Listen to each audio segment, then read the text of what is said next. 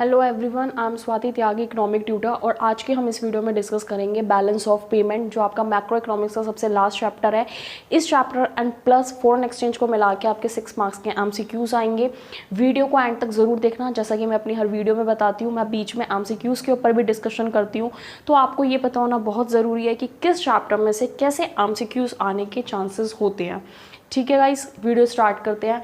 Balance of payment, जब भी balance of payment की बात होगी तो इसकी डेफिनेशन में क्या आएगा, इज़ एन अकाउंटिंग स्टेटमेंट। ये एक अकाउंटिंग स्टेटमेंट है that provides a systematic record, जो प्रोवाइड करती है कि सिस्टम में रखो रिकॉर्ड्स को ऑफ ऑल इकोनॉमिक ट्रांजेक्शन्स। आप देख रहे हो कि मैंने इकोनॉमिक ट्रांजेक्शन को हाईलाइट करा है रेड से। इट मीन्स ये एक इंपॉर्टेंट कीवर्ड है जिस पे हमें आगे फोकस करना है। तो रिकॉर्ड करती है सिस्टम में सारी इकोनॉमिक ट्रांजेक्शन्स को, जो किसके बीच में हो रही हैं, between residents of a country, मतलब हमारे इंडियंस के जो भी रेजिडेंट्स हैं, and the rest of the world. Residents के साथ किसकी ट्रांजेक्शन्स हो रही हैं, with the rest of the world, मतलब जितने भी बाहर के फॉरेनर्स हो गए जो हमारी इंडिया में ना रह के बाहर रह रहे हैं, उनके साथ जो भी हमारी ट्रांजेक्शन्स हो रही हैं उन सबको कौन रिकॉर्ड करता है, उन सबको बीओपी रिकॉर्ड करता है। वैसे भी कॉमन सेंस लगाओ कि अगर बीओपी रिकॉर्ड नहीं करेगा तो ऐसे तो कोई भी कितनी भी इकोनॉमिक ट्रांजेक्शन कर सकता है, बाहर के लोगों के साथ एक्सेस में कर सकता है, ब्लैक मार्केटिंग कर सकता है। तो उन पे सब पे कंट्रोल कौन रखेगी, बीओपी अपनी नज़र रखेगी, उन सब ट्रांजेक्शन्स को बीओपी रिकॉर्ड करेगी। क्लियर हुआ? अब मैंने बोला कीवर्ड जिस पे आपको फोकस करना था, दैट इज इकोनॉमिक ट्रांजेक्शन। वही हमारा नेक्स्ट अप कंसेप्ट है कि इकोनॉमिक ट्रांजेक्शन्स कैन बी, जो हो रही हैं वो कैसी कैसी हो सकती हैं। The first is visible item.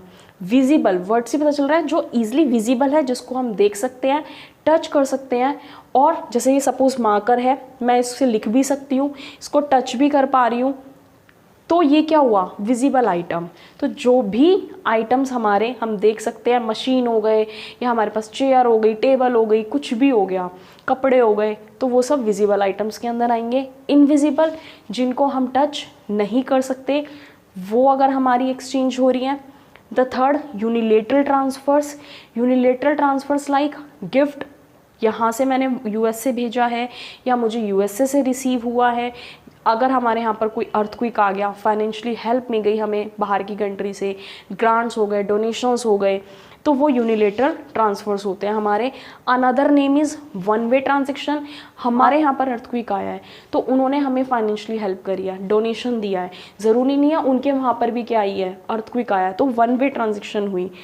And unrequited transfers, तो एक क्वेश्चन यहाँ से रेज हो जाएगा, the alternate name of unilateral transfer, one way transaction and unrequited transfers.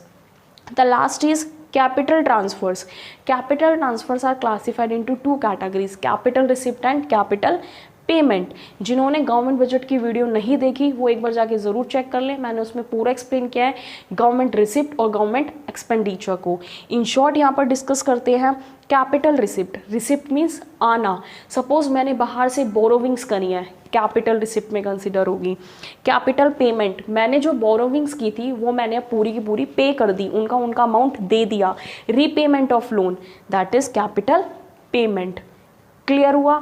तो economic transaction are classified into 4 categories. First visible, second invisible, third unilateral transfers, fourth capital transfer. Concept भी आपको clear हो गए। Now move on next topic, structure of BOP. भाई ये जो BOP है इसका खुद का स्ट्रक्चर क्या है, इसको करने से पहले मैं ये बता देती हूँ। अगर आपका बैंक अकाउंट है, आप पैसे निकालते हो, मैसेज आ जाता है डेबिट हुआ है, आप ऐड करते हो मनी अकाउंट में या कोई आपको ट्रांसफ़र कर रहा है, मैसेज आता है क्रेडिट हुआ है। तो सेम भाई बीओपी भी यही करेगा, क्रेडिट करेगा और डेबिट करेगा। क्रेडिट, सी वर्ड हाईलाइट कर रहा है कम, आना। डेबिट, डी हाईलाइट कर रहा है डिडक्ट, मीन्स जाना। तो आ रही है जब इनफ्लो हो रहा है मीन्स आ रहा है, और डिडक्शन हो रही है मतलब जा रहा है, आउटफ्लो हो रही है। तो जब भी फॉरेन एक्सचेंज इनफ्लो होता है तो क्रेडिट साइड रिकॉर्ड होगा, आउटफ्लो हो रहा है तो डेबिट साइड रिकॉर्ड होगा। क्वेश्चन रेज हो सकते हैं, आपसे पूछेंगे कि outflow of foreign exchange is recorded in dash. आपको बताना है आउटफ्लो हो रहा है अगर फॉरेन एक्सचेंज का, जा रहा है तो जाते ही क्या हो जाएगा, डिडक्शन हो जाएगी, तो मतलब recorded as the debit side of the BOP. Inflow of foreign exchange, inflow आ रहा है मतलब क्रेडिट आ गया भाई, तो कहाँ पर रिकॉर्ड होगा, credit side in BOP. Clear हुआ। Now next, BOP can be, BOP कैसी कैसी हो सकती है, 3 टाइप्स की, बैलेंस्ड भी हो सकती है, सरप्लस भी हो सकता है एंड डेफिसिट। फर्स्ट बात करते हैं बैलेंस कब होगा, जब receipt are equals to the payment, जितनी रिसिप्ट हमें रिसीव हुई हैं, जितना आया है उतने की पेमेंट हो गई, दोनों इक्वल हो गए, तो बैलेंस में है बीओपी। सरप्लस, वर्ड से पता चल रहा है प्लस, ऐड हुआ है, प्लस हुआ है, अच्छा अमाउंट है हमारे पास।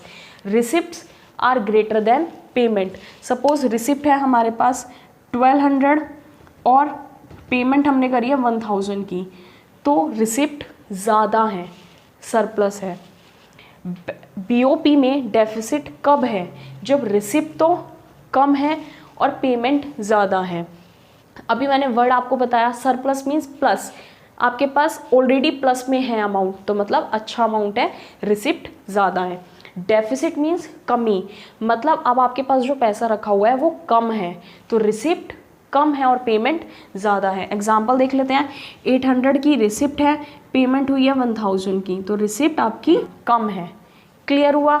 तो क्वेश्चन रेज होगा यहाँ से जिसमें मिस्टेक मत करना कि क्या बीओपी हमेशा बैलेंस की सिचुएशन में होता है, नो, वो सरप्लस भी हो सकता है और डेफिसिट भी हो सकता है।